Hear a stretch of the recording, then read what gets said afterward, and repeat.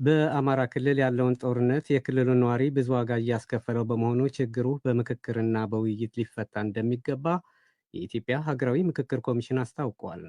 ኮሚሽኑ በአማራ ክልል የአጀንዳ ማሰባሰብ ሥራ ዛሬ ጀምሯል። ቱኒዚያ በሀገሪቱ የሚገኙ 7,000 የሚሆኑ ስደተኞች የተጠለሉባቸው ጊዜያዊ መጠለያ ቤቶች ማፍረሷን የሀገሪቱ ባለሥልጣናት አስታወቁም። ባለሥልጣናቱ አክለውም ስደተኞችን በኃይል ወደ መጡበት የመመለስ ሥራም መጀመራቸውን አክለዋል። የእስራኤል ጠቅላይ ሚኒስትር ቤንጃሚን ኔታንያሁ በመጪው ሰኞ አሜሪካን እንደሚጎበኙ የሀገሪቱ ባለሥልጣናት አስታወቁም። የኔታንያሁ ጉብኝት አሜሪካ ከእስራኤል በምታስገባቸው ሸቀጦች ላይ የጫነችውን የ17 በመቶ ቀረጥን በተመለከተ ለመነጋገር ነው ተብሏል። የኢራን ፕሬዝዳንት ሀገራቸው ከዩናይትድ ስቴትስ ጋር በሚደረገው ውይይት በእኩልነት መርህ እንደምትሳተፍ አስታወቁም።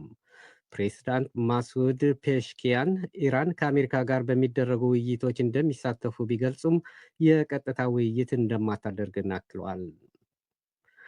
ሩሲያ በማዕከላዊ ዩክሬን ግዛት በምትገኝ የፕሬዝዳንት ቮሎዶሚር ዘለንስኪ የትውልድ ከተማ ላይ በፈጸመችው የሚሳይል ጥቃት የሞቱ ሰዎች ቁጥር 18 መድረሱን የአካባቢው ባለሥልጣናት ገልጸዋል።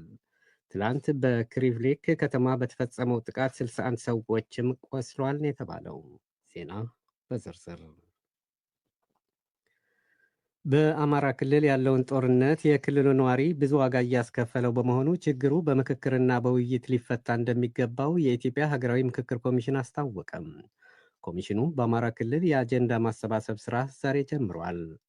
በአማራ ክልል የአጀንዳ ማሰባሰብ የምክክር መድረክ ዛሬ በባህር ዳር ሲጀመር ኮሚሽኑ በክልሉ ታጥቀው ከመንግሥት ጋር ሊዋጉ የሚገኙት ኃይሎች ወደ ምክክሩ እንዲመጡ ዳግም ጥሪ አቅርበዋል። የኮሚሽኑ ዋና ኮሚሽነር ፕሮፌሰር መስፍን አርአያ ልዩነቶችን በኃይል ለመፍታት በተደረጉ ጥረቶች በአማራ ክልል ከፍተኛ የማኅበራዊ የሰብአዊና ኢኮኖሚያዊ ጉዳቶች ተመዝግበዋል ብለዋል። በክልሉ ትጥቅ ላይ ያሉ ኃይሎች ወደ ምክክር መድረኩ እንዲመጡ ሰፊ ስራ ሲሰራ እንደነበር የገለጹት ኮሚሽነሩ አሁንም ታጣቂዎቹ ወደ ምክክሩ እንዲመጡ በድጋሚ ጥሪ አቅርበዋል ሲል ወኪላችን አለምነው መኮንን ዘግበዋል። የኡጋንዳው ፕሬዝደንት ዮዌሪ ሙሴቬኒ በደቡብ ሱዳን የተፈጠረውን የእርስ በርስ ጦርነት ለማስቀረት የሚያስችል የተባለለት ውይይት ለማድረግ ወደ ጁባ ሊያቀኑ ነው። ፕሬዝዳንቱ በሳምንት ጊዜ ውስጥ ለሁለተኛ ጊዜ የሚያደርጉት የጁባ ጉብኝት የደቡብ ሱዳን ባለሥልጣናትን አግኝተው ያነጋግራሉ ተብለዋል። የደቡብ ሱዳን ፕሬዝዳንት ሳልቫኪር እና ምክትል ፕሬዝዳንት ሪክ ማቻር ደቡብ ሱዳን ራሷን የቻለች ሀገር ከሆነችበት ከጥቂት ዓመታት በኋላ የቀሰቀሱት ጦርነት በሰላም ስምምነት የቆመው እንደ ጎርጎሮሳውያኑ አቆጣጠር በ2018 እንደነበር ይታወሳል። የደቡብ ሱዳን የጸጥታ አስከባሪዎች ምክትል ፕሬዝዳንት ሪክ ማቻርን የቁም እስረኛ ካደረጓቸውና ቁጥራቸው በውል ያልታወቀ የፓርቲያቸው አባላት ከታሰሩ በኋላ በሀገሪቱ የእርስ በርስ ጦርነት እንዳያገረሽ ተፈርቷል። በደቡብ ሱዳን የተባበሩት መንግስታት ተልዕኮ ቀደም ሲል ባሰራጨው መግለጫ በሀገሪቱ የእርስ በርስ ጦርነት ሊነሳ እንደሚችል አስጠንቅቋል። የአፍሪካ ህብረት የሰላምና የጸጥታ ምክር ቤት ባለፈው ሐሙስ ማቻር ያለምንም ቅድመ ሁኔታ ከቁም እስር እንዲለቀቁ ጠይቆ ነበረ። ይሁንና ማቻር እስካሁን ከቁም እስረኝነት እንዳልተለቀቁ መረጃዎች ያመለክታሉ። ኡጋንዳ ባለፈው ወር የደቡብ ሱዳን መንግስትን ለመደገፍ በሚል ሰራዊቷን ወደ ደቡብ ሱዳን ማሰማራቷ ይታወቃል። ይህ የኡጋንዳ ተግባር በሪክ ማቻር ፓርቲ ክፉኛ ተወቅሷል። ሰራዊቱ የተሰማራው ሳልቫኪርን ለመርዳት ነው በሚል ዘገባው የአሶሺየትድ ፕሬስ ነው። ቱኒዚያ በሀገሪቱ የሚገኙ 7,000 የሚሆኑ ስደተኞች የተጠለሉባቸው ጊዜያዊ መጠለያ ቤቶች ማፍረሷን የሀገሪቱ ባለሥልጣናት አስታወቁም። ባለሥልጣናቱ አክለውም ስደተኞችን በኃይል ወደ መጡበት የመመለስ ሥራ መጀመራቸውን አክለዋል። የሀገሪቱ ብሔራዊ ዘርፍ ከፍተኛ ባለሥልጣን ሁሴን ጃባሊ ዛሬ ለሮይተርስ እንዳሉት ስደተኞችን የማሰስ ዘመቻ የተጀመረው ትላንት ሌሊት ነው። በዘመቻው ቁጥራቸው በውል ያልታወቁ ስደተኞች መታሰራቸውን የገለጹት ባለሥልጣኑ ከስደተኞቹ የጦር መሳሪያን ጨምሮ ጩቤና ጉራዴ መያዛቸውን አክለዋል። በቱኒዚያ ወደ 20 ሺህ የሚሆኑ ስደተኞች የሜዲትራኒያን ባህርን አቋርጠው ለመሄድ በተለያዩ የሀገሪቱ ክፍሎች በጊዜያዊ መጠለያ ጣቢያዎች እንደሚገኙ መረጃዎች ያመለክታሉ። ስደተኞቹ ከሀገራቸው እንዲወጡ ከሚፈልጉ የሀገሪቱ ዜጎች ጋርም ተደጋጋሚ ግጭቶች እንደሚያጋጥም ዜናው አክለዋል።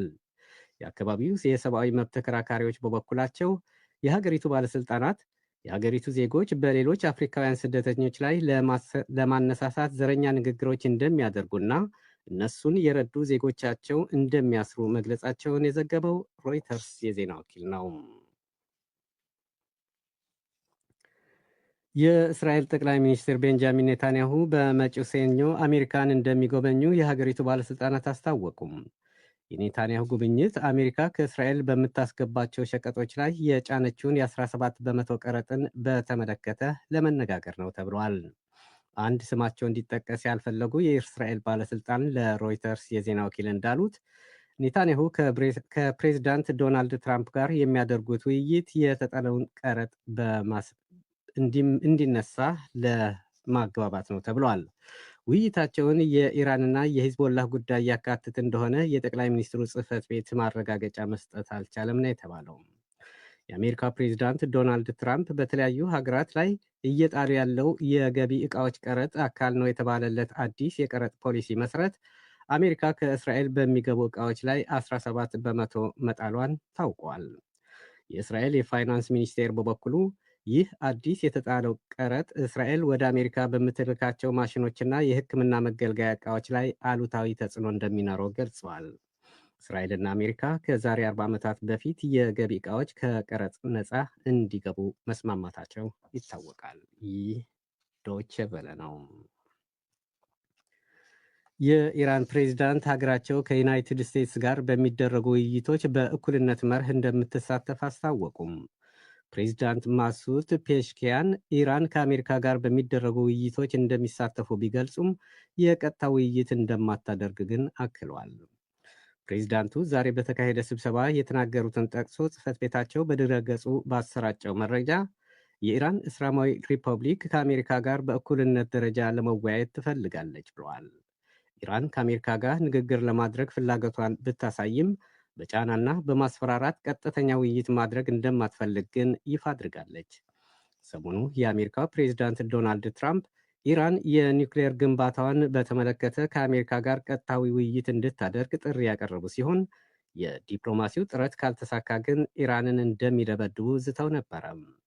የኢራኑ ፕሬዚዳንት ለዚህ በሰጡት ምላሽ ድርድር ከተፈለገ ማስፈራራትን ምን አመጣው ማለታቸውን ጽህፈት ቤቱ አክሏል። ፕሬዚዳንት ማሱድ አክለውም በአሁኑ ወቅት አሜሪካ ብቻ ሳትሆን ዓለምም እያዋረደችን ነው ማለታቸውን አዣንስ ፍራንስ ፕረስ ዘግቧል። ሩሲያ በማዕከላዊ የዩክሬን ግዛት በምትገኘው የፕሬዚዳንት ቮሎዲሚር ዜሌንስኪ የትውልድ ከተማ ላይ በፈጸመችው የሚሳይል ጥቃት የሞቱ ሰዎች ቁጥር 18 መድረሱን የአካባቢው አስተዳዳሪዎች ገለጹ። ትላንት በሪክቪክ ከተማ በተፈጸመው ጥቃት 61 ሰዎች ቆስለዋል ነው የተባለው። የግዛቲቱ ገዢ ሰርሂ ሊሳክ ለአሶሺየትድ ፕሬስ እንዳሉት ከሞቱት 18ቱ መካከል አንድ የ9 ዓመት ሕፃን ይገኝበታል። ከቆሰሉት 61 ሰዎች መካከልም የ3 ወር ሕፃንን ጨምሮ ሽማግሌዎች ይገኙበታል ሲሉ የሥራ ኃላፊው ተናግረዋል።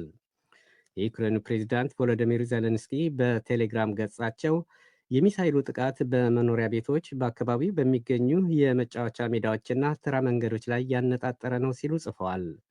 የሩሲያ ወታደራዊ ጥቃቶች ጦርነቱን ለማስቆም ፍላጎት እንደሌላት ያሳያሉ ያሉት ፕሬዚዳንት ዜሌንስኪ አጋሮቻቸው ይህን ለማስቆም በሩሲያ ላይ ጠንከር ያለ ጫና እንዲያደርጉ ጥሪ አቅርበዋል።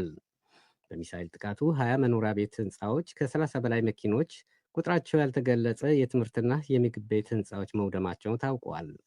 ከሚሳይል ጥቃቱ ዘግየት ብሎ በከተማዋ በተፈጸመ የድሮን ጥቃት አንዲት ሴት መገደሏንና 7 መቁሰላቸው ደግሞ ዜናው አክሏል። የሩሲያ መከላከያ ሚኒስቴር በበኩሉ በከተማዋ በሚገኝ አንድ ምግብ ቤት ተሰብስበው በነበሩ የዩክሬን ወታደራዊ አዛዦችና ምዕራባውያን አማካሪዎቻቸው ላይ ኢላማውን ሳያዛንፍ ባሉት በሚሳይል ጥቃት መምታቱን ገልጸዋል። በጥቃቱ 85 የዩክሬንና የውጭ ወታደሮች መግደሉንና 20 መኪኖችን ማውደሙንም አረጋግጧል። በሌላ ዜና የታላቋ ብሪታንያና የፈረንሳይ የመከላከያ ሚኒስትሮች ለዩክሬን በሚደረገው ወታደራዊ ድጋፍ ላይ ለመምከር ኪየቭ ይገኛሉ ሲል የዘገበው ደግሞ አዣንስ ፍራንስ ፕረስ ነው። በሚያንማር በመሬት መንቀጥቀጥ አደጋ የሞቱ ሰዎች ቁጥር ከ3300 በላይ መድረሱን የሀገሪቱ ባለስልጣናት አስታወቁም። የሀገሪቱ መንግስታዊ መገናኛ ብዙሃን ዛሬ ይፋ ባደረጉት መረጃ እስካሁን በተደረገው ጥናት የሟቾች ቁጥር 3354 ደርሰዋል።